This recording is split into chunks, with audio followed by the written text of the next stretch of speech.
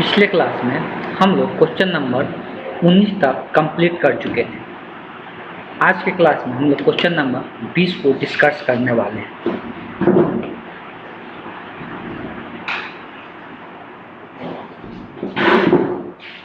सबसे पहले question number 20 को यहाँ से लेते हैं हम लोग। क्वेश्चन नंबर 20, ठीक है।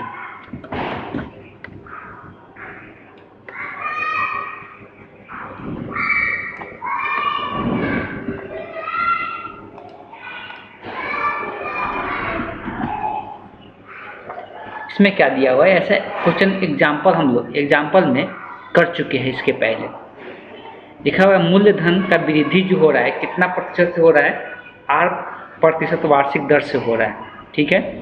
और बताया जा रहा है कि ये 100 रुपये 10 मतलब इनिशियली कितना है 100 रुपये, ये 10 सालों में क्या हो जा रहा है, दुगना हो जा रहा है। तो आर का मान ज्ञात करना है, तो आर का मान कितना होगा वो बताना है। सबसे पहले अगर हम लोग बात करते हैं तो जब भी ऐसा क्वेश्चन आता है तो सबसे पहले हम लोग मान लेते हैं कि जो मूल्यधन है वो कितना है, पी है।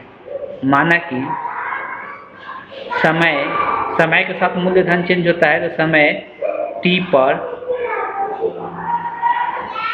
मूलधन पी है, ठीक है। समय टी पर मूल्यधन क्या मान लिए, टी मान लिए। तो अगर हम लोग बात करते हैं मूल्यधन में वृद्धि के दर को दिखाना रहता है तो हम लोग कैसे दिखाते हैं, डीपी बटे dt से दिखाते हैं। यही जो दर है, दर कितना कैसे बढ़ रहा है, तो p कितना प्रतिशत बढ़ रहा है, तो 8%। इसके एग्जाम्पल अगर याद करेंगे तो उसमें क्या दिया हुआ था, कुछ प्रतिशत 5% दे दिया गया था, लेकिन यहाँ पर क्या है 8% से वृद्धि इसका हो रहा है, ठीक है। ये क्लियर है। अब आगे चलते हैं। हमको यहाँ से ये जो r है, ये 8% के दर से वृद्धि हो रहा है, तो हमको यहाँ पे r एक अचर मान के चलना है। अब इसको हमको p और t को एक तरफ करना है, तो p इधर गुना में ऑब्वियस इधर आएगा तो भाग में आ जाएगा, तो 1/p इंटू dp हो जाएगा। इधर का बात करेंगे तो इधर बचेगा r बटे 100 इंटू dt हो जाएगा।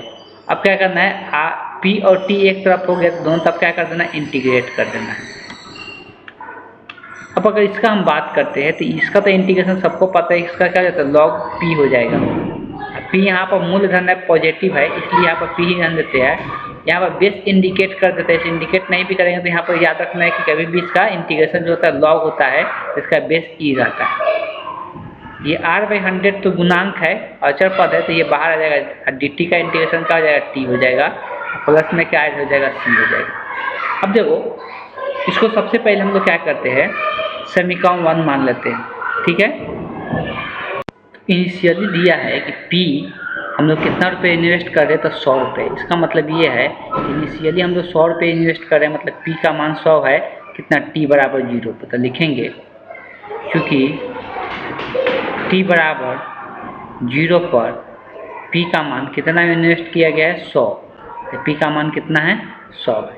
अब यहाँ पर जब मान रखेंगे इस समीकरण में तो log e 100 हो जाएगा बराबर r/100, t का मान क्या है 0 प्लस c।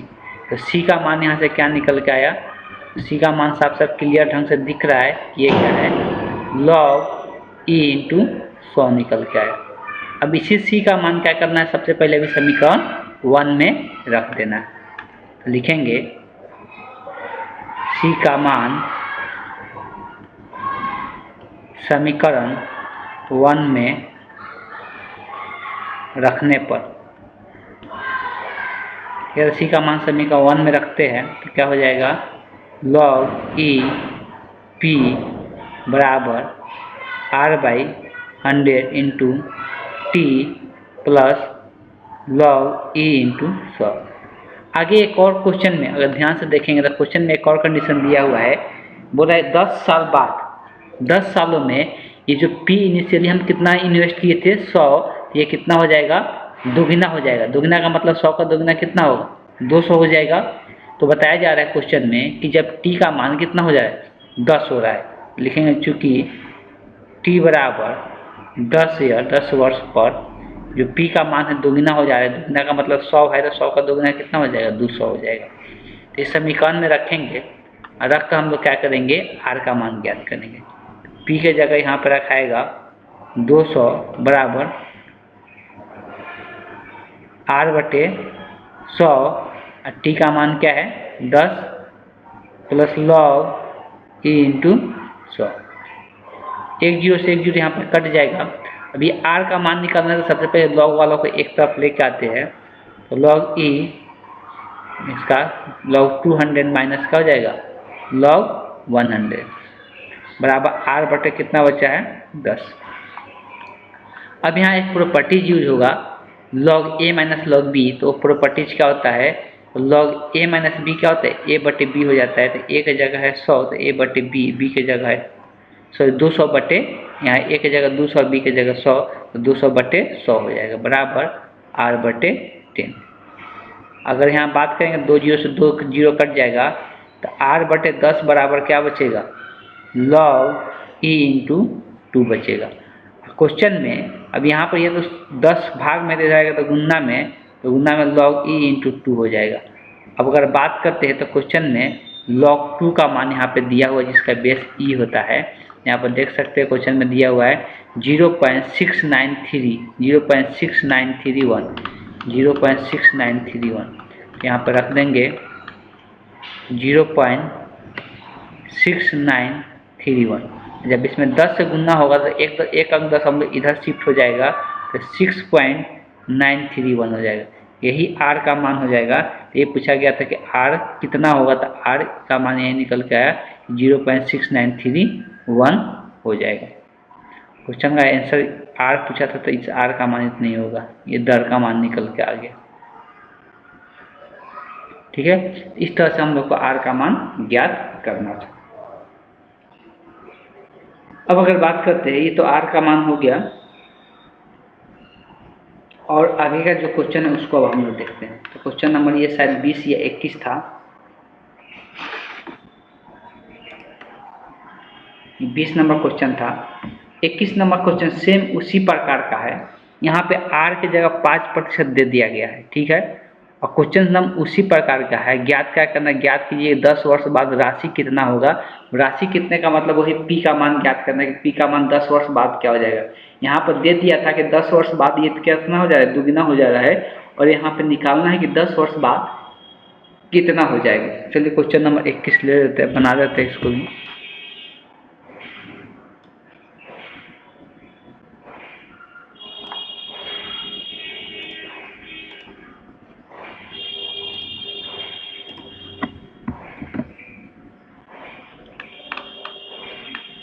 तो सेम ही प्रकार से क्वेश्चन बनेगा, इसलिए नाम सेम ही क्वेश्चन है, सिर्फ r की जगह यहाँ पर 10 r की जगह 5% दे दिया है। तो यहाँ पर लिख लेना है माना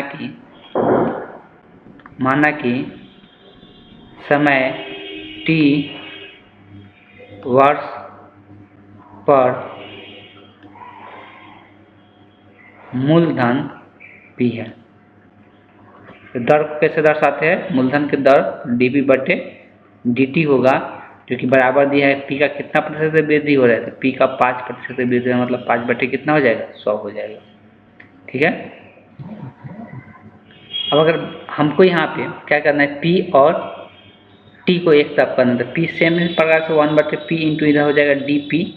अगर 5 बटे 100 तो 5 बटे 100 को काट के लिख सकते हैं एक, और ये 20 मरतबे, तो 1 बटे 20 हो जाएगा, इधर से आएगा ये dt।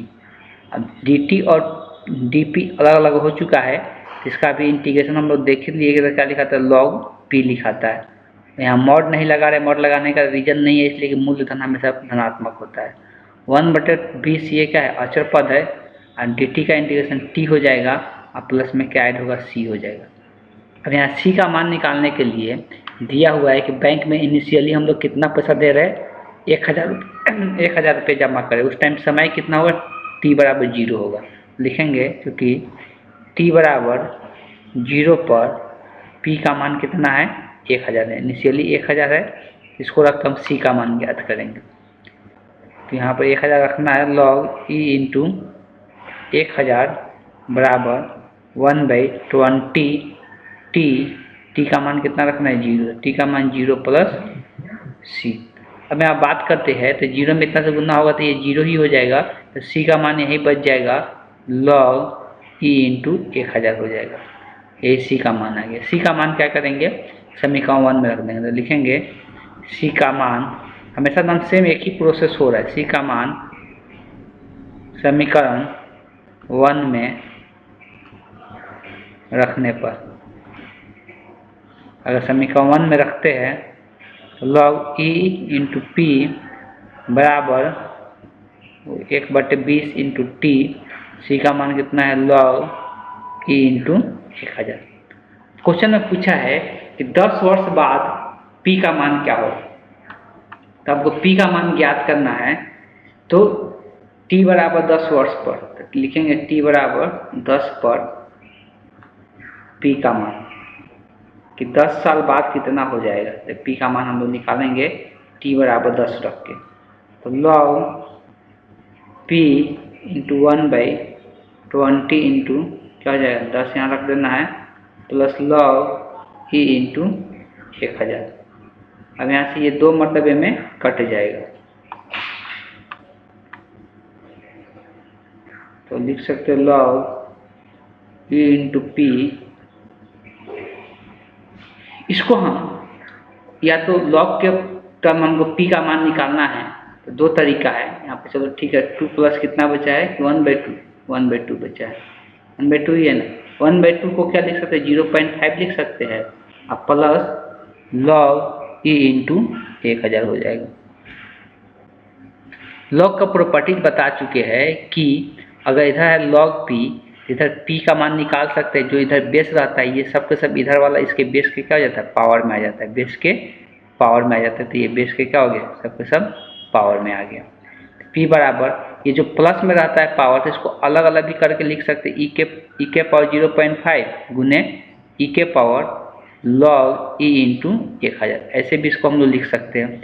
इसलिए कि जब बेस सेम होता है तो घात क्या होता है? जुड़ जाता है, तो घात जुड़ेगा तो वही हो जाएगा। जैसे हम लोग जानते हैं a के पावर m प्लस n है, इसको लिख सकते हैं a के पावर m इंटू a के पावर n लिख सकते हैं। बेस सेम रहता है तो घात क्या हो जाता है? जुड़ जाता है। तो वही चीज़ यहाँ पे अप्लाई किए, तो e के पावर 0.5 हो जाएगा। अब यहाँ पे देखो, इस यहाँ पे एक थ्योरम याद रखना है, जब जिसके यहाँ के पावर में हो तो नहीं यहाँ पर बेस दिखेगा, तो इसका मान क्या हो जाता है? जो यहाँ पे रहता है वही हो जाता है। जैसे कि इसका मान कितना हो जाएगा? गुने में नीचे में यहाँ पर 1000 हो जाएगा। कैसे? ब्रैकेट में याद रखना, चूँकि log ऐसे e के पावर log e के पावर चाहे a के power log a into B है, मतलब जो बेस है वही उसी के पावर में ये है, इसका मान कितना हो जाता है? b के बराबर हो जाता है। तो ये भी log का प्रॉपर्टी ध्यान में रखना है कि a के power log a into B, हम जो बेस रहेगा उसी के पावर में रहेगा, तो इसका मान कितने के बराबर हो जाता है? b के बराबर हो जाता है। इस चीज़ को ध्यान में रखना है। उसी हिसाब से ये 1000 हो जाएगा, तो कितना हो गया? p इंटू 1000 e के power 0.5। I think sir 0.5 e के पावर 0.5 का मान भी क्वेश्चन में दिया हुआ है। e के पावर 0.5 का मान देखेंगे तो यहाँ पर दिया हुआ है 1.648। तो यहाँ पर लिख सकते हैं 1.648। तो 1000 गुने 1.648 हो जाएगा। अब इसमें 1000 से गुना करेंगे तो दशमलव के बाद यहाँ पर कितना? 1 के बाद 3 अंक है, तो ये 3 अंक दशमलव के इधर शिफ्ट हो जाएगा, लास्ट में दशमलव चल जाएगा, मतलब दशमलव क्या हो जाएगा? खत्म हो जाएगा। तो ये इतना हो जाएगा, इतना रुपीज हो जाएगा। 10 साल बाद जो पैसा होगा वो कितना हो जाएगा? 1648 रुपये हो जाएगा। और अगर बात करेंगे तो शुरुआत में कितना पैसा लगाए थे? 1000 पैसा लगाए थे, यही बाद में जाएगा क्या हो जाएगा? 1648 रुपये देखने को मिलेगा। अगला क्वेश्चन देखते हैं, क्वेश्चन नंबर 22।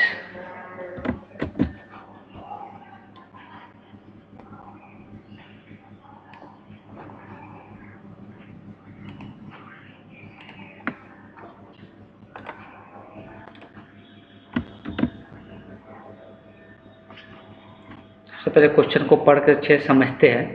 क्वेश्चन में क्या दिया हुआ है? किसी जीवाणु समूह में जीवाणुओं की संख्या अभी कितना है? 1 लाख है। 2 घंटों में इसकी संख्या में 10% की वृद्धि हुई। 2 घंटों में इसका वृद्धि कितना हुआ है? 10%। कितने घंटों में जीवाणुओं की संख्या 2 लाख हो जाएगी यदि जीवाणुओं की वृद्धि की दर उसकी उपस्थित संख्याओं के अनुपात के बराबर है? देखो बताया जा रहा है जो जीवाणुओं को वृद्धि के जो दर, इसी से डिफरेंशियल इक्वेशन बनेगा। जीवाणुओं की वृद्धि के जो दर है उनके उपस्थित संख्याओं के क्या बताया जा रहा है, समानुपाती है। तो अगर हम लोग मानते हैं कि किसी समय टी पर जो जीवाणुओं की संख्या है उसको हम P मान लेते हैं। तो यहाँ पर लिखेंगे माना कि किसी समय T पर जीवाणुओं की संख्या P है। ठीक है, क्वेश्चन में बोला गया है कि ये जीवाणुओं की जो संख्या उसका दर का मतलब होता है dP/dt। बताया जा रहा है कि ये समानुपाती है। समानुपाती साइन कैसे दिया जाता है इसे, किसके, तो जो जीवाणुओं की संख्या उसके समानुपाती है, मतलब P के क्या है, समानुपाती है। सबसे पहले तो हमको समानुपाती साइन हटा के इक्वल साइन लाना है, बराबर साइन लाना है। और जब भी समानुपाती साइन हटा के इक्वल साइन लाते हैं तो एक अचर आता है, एक अचर आएगा तो अचर के रूप में यहाँ पर K लेते हैं, K/P लिख देते हैं। अब P और T को एक और करके इसको हम लोग डिफरेंशियल इक्वेशन को सॉल्व करेंगे तो P आएगा तो 1/P बनेगा या इंटू dP, K इंटू इधर क्या हो जाएगा dt। P वाला एक तरफ हो गया तो दोनों तरफ क्या कर देना है, इंटीग्रेट कर देना है। अभी बहुत देर से हम देखते आ रहे हैं कि 1/P, इसका इंटीग्रेशन क्या होता है, लॉग मॉड ऑफ P होता है। लेकिन यहाँ पर सिर्फ P लिखेंगे इसलिए P यहाँ पर पॉपुलेशन मतलब जीवाणु की संख्या को बता रहा है और संख्या हमेशा पॉजिटिव होता है। K इंटू dt का इंटीग्रेशन क्या होता है, T हो जाएगा और प्लस में C हो जाएगा। तो यहाँ से दो चीज़ें हम लोग को ज्ञात करना पड़ेगा, K का भी मान और C का भी मान ज्ञात करना पड़ेगा। दो कंडीशन यहाँ पर सबसे पहले दिया हुआ है। पहले दिया हुआ है कि समूह में जीवाणुओं की संख्या, ये जो दिया है इनिशियली दिया हुआ है कि जीवाणुओं की संख्या कितना है, 1 लाख है। मतलब समय t बराबर 0 पर कितना है, जीवाणुओं की संख्या 1 लाख है। 2 घंटे बाद इसकी संख्या में कितना प्रतिशत के, 100 पर 10% की वृद्धि हुआ है। तो हम लोग देख लेते हैं 2 घंटे में कितना जीवाणु हो जाएगा अगर 10% वृद्धि करेगा। तो सबसे पहले हम लोग इनिशियल कंडीशन को यूज करते हैं। लेकिन चूंकि t बराबर 0 पर ये जो P है जीवाणुओं की संख्या को कितना था, 1 लाख, तो यहाँ 1 लाख दिखा दिए। t बराबर 0 पर P का मान इतना है, इसको हम लोग रखेंगे समीकरण में तो क्या आ जाएगा, लॉग 1 लाख बराबर K इंटू T का मान 0 प्लस C। तो यहाँ से क्या हो जाएगा, C का मान क्या निकल के आएगा, C का मान यही निकल के आएगा, लॉग 1 लाख। ये C का मान हो गया। अब इसको सबसे पहले समीकरण 1 में रख देते हैं। तो लिखते हैं C का मान समीकरण 1 में रखने पर, जब C का मान समीकरण 1 में रखते तो क्या बनेगा, लॉग P बराबर K into T plus C का मान, तो C का मान कितना, लॉग 1 लाख हो जाएगा। ये C का मान। अब हमको K का भी मान निकालना है तो इसको सबसे पहले समीकरण 2 लिखते हैं। अब K का मान निकालने के लिए दिया हुआ है कि अगर समय देखा जाए कि 2 घंटे, समय 2 घंटे में इसका जनसंख्या में कितना की वृद्धि हुआ है, 10% के, समय 2 घंटों में। तो लिखेंगे चूंकि T बराबर 2 पर जो P का मान है पहले के 10% वृद्धि हुआ, तो पहले कितना था, ये 1 लाख। 1 लाख का 10% वृद्धि का मतलब क्या होता है, 100 में 10 का वृद्धि मतलब 110 बटे कितना हो जाएगा, 100 हो जाएगा। ये वृद्धि को दर्शाता है। 1 0 से 1 0 ये कट गया, 1 0 से 1 0। इस तरह से यहाँ पर P का मान कितना आ गया, तो 11 से इसमें गुना होगा तो 11 पर कितना जीरो, 2 2 4, 2 2 4। इस तरह से ये कितना 1,10,000 हो जा रहा है 2 घंटों में। अब यहाँ पर इसको मान रखेंगे तो P का मान रखेंगे कितना, 1,10,000, 1,10,000 K इंटू T का मान यहाँ पर 2 दिया हुआ है प्लस लॉग 1000। ऐसे K का मान पहले सॉल्व कर लेते हैं। तो K का मान सॉल्व करने के लिए इधर प्लस में रहेगा तो माइनस में, लॉग 1,10,000 माइनस लॉग 1 लाख बराबर 2K। ठीक है, लॉग 1,10,000 में से 1 लाख घटेगा तो ऐसे नहीं करते थे क्या, तो log का प्रॉपर्टी यूज होता है log a minus log b, तो log a minus log b a बटे b हो जाता है, तो यहाँ पर a बटे b हो जाएगा डिवाइडेड बाय, यहाँ से जितना जीरो कट रहा है तो 4 जीरो एक बार में कटे जाएगा, तो 4 जीरो को यहाँ से कैंसिल आउट कर देते हैं, बराबर बचेगा 2k। 2 को इधर भेज देंगे तो k का मान निकल के आ जाएगा, तो 1/2 हो जाएगा। लॉग में यहाँ पे 11 में 10 से भाग होगा तो 1.1 बचेगा, तो इतना k का मान आ गया।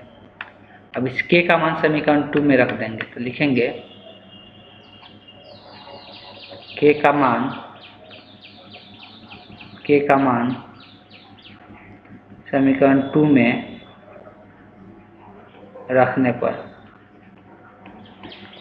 समीकरण 2 क्या था, तो log p है बराबर k है, तो k के जगह 1/2 log 1.1 इंटू टी प्लस इसका मान आया था log 1000, 1 लाख, यही आया था। अब पूछा क्या है क्वेश्चन में, उस पर गौर करते हैं। क्वेश्चन में पूछा है, देख लेते हैं क्या पूछा है। बोला है कि इसको 2 लाख होने में, मतलब p का मान, जीवाणु की संख्या 2 लाख होने में कितना समय लगेगा, मतलब c का मान निकालना है, t का मान निकालना है, समय मतलब t का मान निकालना है। जब p का मान कितना 2 लाख हो रहा है, तो लिखेंगे p बराबर 2 लाख होने में लगा समय को ज्ञात करने वाले हैं, तो p के जगह 2 लाख रखेंगे, p 2 लाख बराबर 1/2 log 1.1 into T plus log 1 lakh, यही आएगा। सबसे पहले ये वाला log को इधर लेके चलते हैं, तो इधर क्या बन जाएगा, log 2 lakh minus log 1 lakh बराबर 1/2 log 1.1 इंटू टी। यहाँ पर log a minus log b का फिर से प्रॉपर्टीज लगेगा, तो log a बटे b हो जाएगा, मतलब 2 लाख बटे कितना हो जाएगा, 1 लाख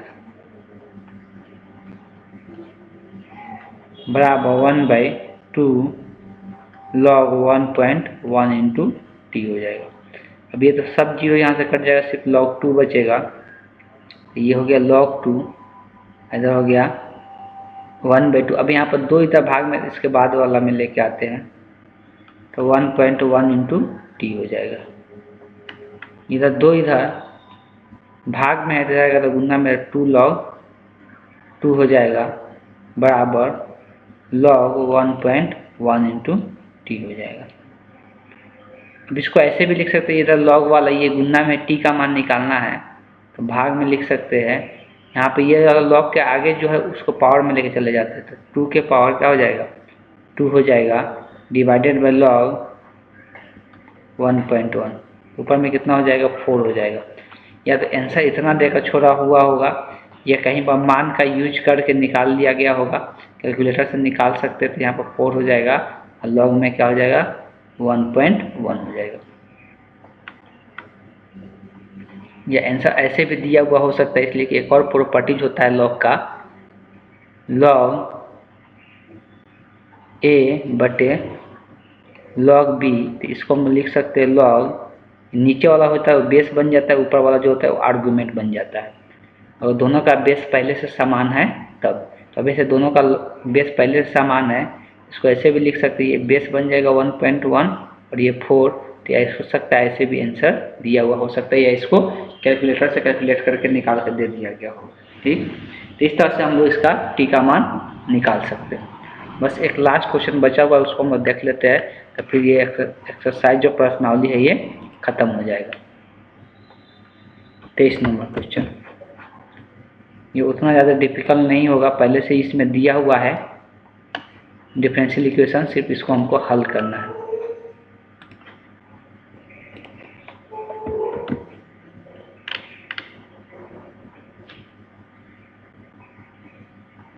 अगर यहाँ देखेंगे जो डिफरेंशियल इक्वेशन दिया हुआ है इसी का हल निकालना है।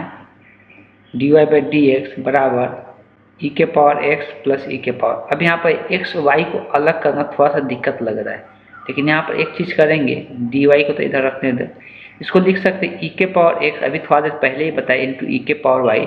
दोनों का बेस सेम है तो फिर यहाँ घात क्या हो जाएगा, जुड़ जाएगा, इंटू डी एक्स। अब जो ई के पावर वाई है इधर ये गुना में है तो इधर आएगा तो भाग में, तो 1/e ई के power Y into D Y, ऐसा बचेगा ई के power X into D X. E के पावर वाई नीचे में लिखा हुआ है, अगर इसको ऊपर लिखे तो घात में क्या हो जाता है, साइन बदल जाता है, प्लस में है तो माइनस में ई के पावर माइनस वाई लिखाएगा इंटू डी वाई ई के power X into D X.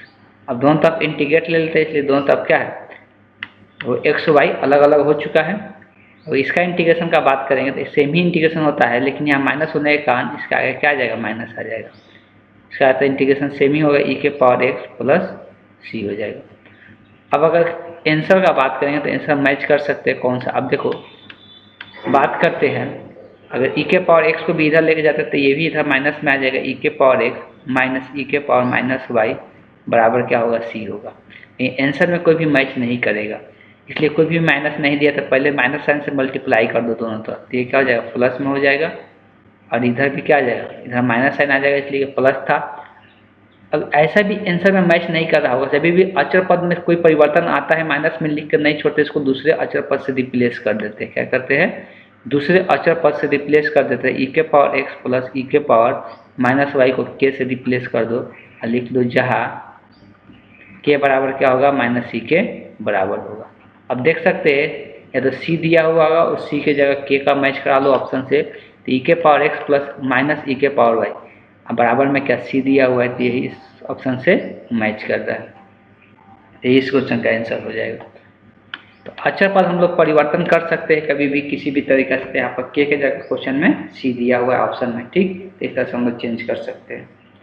अब इसके बाद जो प्रश्नावली है उसमें हम लोग नया मेथड सीखने वाले हैं, डिफरेंशियल इक्वेशन को सॉल्व करने वाले, और कुछ उसका पैटर्न भी अलग रहेगा, जो कि 5 नंबर क्वेश्चन में पूछा जाता है, इस बात को भी ध्यान में रखना है। उसको हम नेक्स्ट क्लास में करेंगे। तो आज की क्लास को हम यहीं पे एंड करते हैं।